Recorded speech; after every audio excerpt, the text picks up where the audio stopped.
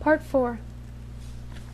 I wonder if the oceans will go green too, Samantha sighed, leaning over the edge of the truck bed as the group rolled over a small hill.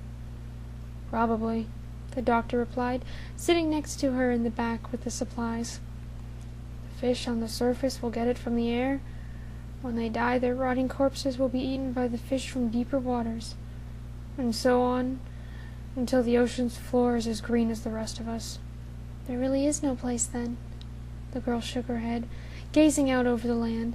The truck had rolled out of the woods about a day ago, into rolling pastures that had once been farmland.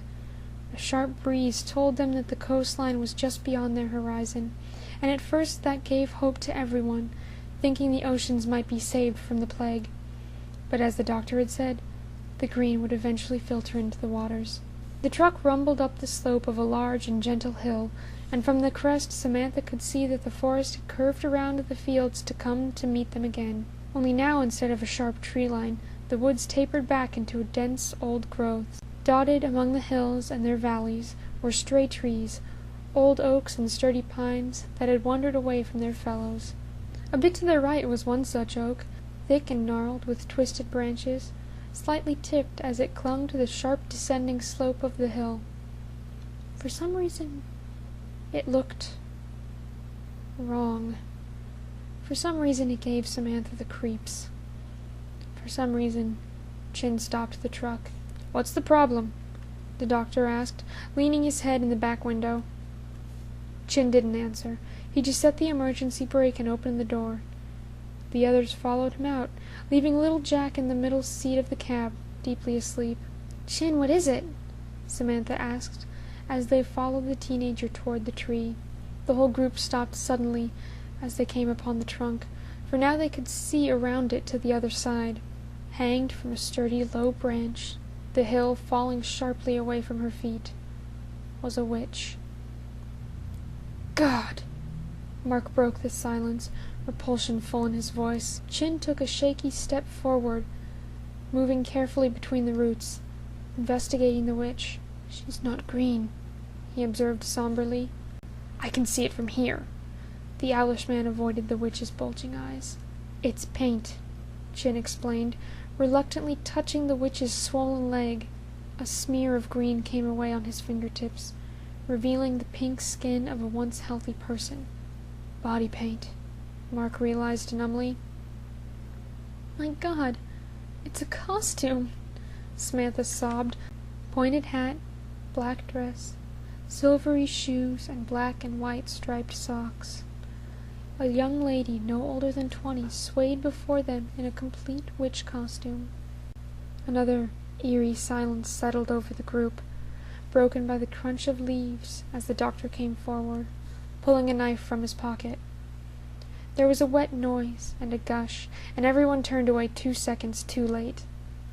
The owlish man had cut a long gash along the witch's arm and peeled back the flesh with the composure only a doctor could possess.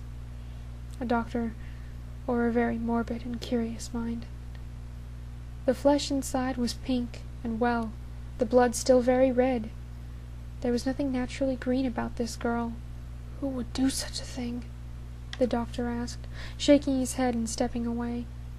"Wilds," Mark replied, his voice dead. "They don't give a mind to green or not. They'll torture anything." He dropped his eyes to the dirt. "I've seen them before," he told the group, in places with dense populations. "It started in the cities. People who weren't infected would just lose their minds at it all." "We should give her a proper burial," sniffed Samantha, wiping tears from her dirty face. The low rumbling sound of her companions' stomachs came in reply. Mark and the doctor turned their faces away, ashamed. The kids inspected what little they could see of the adults' faces, and that was enough to see how mortified the men were with their thoughts, and how hungry they were. Samantha dropped her gaze, cold fury making her hands shake. Tears spilled down her face, and she shook her head. "Let's go," she said sternly, her voice sour. "Sama," Mark began quietly, not knowing what to say. "No." The owlish man came over to Samantha and rested a hand on her shoulder, peering at her through his thick glasses. "There's a good chance our food is going green, and its contamination has merely been slower than others due to some factor. There hasn't been time for research to know all the strands of the virus. It killed too quickly at first. With this girl, we don't have that risk." "How can you be sure?" Chin spat, tearing his eyes away from the witch's green face to glare at the doctor. "We could all get infected, even you with your fancy booster shot." "Dead meat doesn't go green," the doctor informed the group, his tone sharpening as he turned away from the girl. "It may rot, but the virus can't affect it, and judging from the appearance of this subject—" His voice broke and he faltered. "She's still fresh." "Then that means the wilds aren't too far away," Chin shouted. "If they only recently did this to this poor girl, then they could come up on us at any time." "They'll stick to the woods," Mark replied, his tone calm but firm.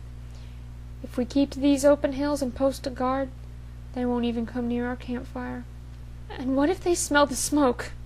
Samantha demanded, her eyes darting from the owlish man to the witch.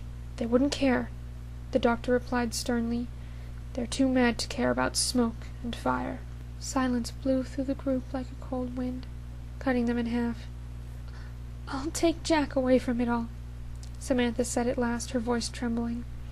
He shouldn't know what he's eating." "I'll go with you," Chin said, turning on his heel and following her back to the truck. His skin looked particularly yellow as he fought the urge to vomit. The two went to the cab of the truck, and the Chinese boy picked up the sleeping Jack. "Can sleep through anything, this one," Samantha said, trying to be conversational. "Shouting matches, anyway," Chin agreed, hugging Jack to him and accompanying the girl down the hill. At their backs, a dull thud told them that the witch had been cut down from her tree. The three went to the bottom of the hill, and didn't return until the smell of cooked meat enticed their hungry and regretful souls back into the group.